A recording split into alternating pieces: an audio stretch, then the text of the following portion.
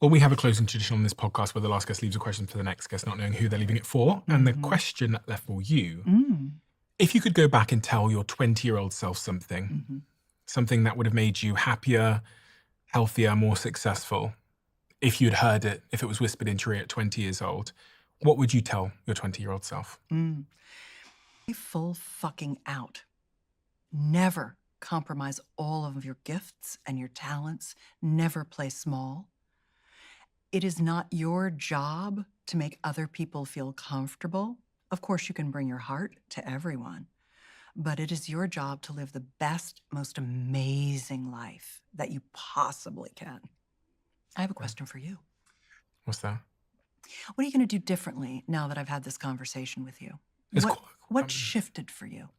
there's quite a few things. I mean, so the first is I have this new set of toys that I'm going to be bringing home, Mm. which is interesting. I Mhm. learned actually a lot about the limbic system, which we didn't actually talk about today from reading through your work and the implications that will have for our relationship and our feeling of connection. I Mm. learned a lot about Tantra from reading through your work as well, which again, we didn't talk about today.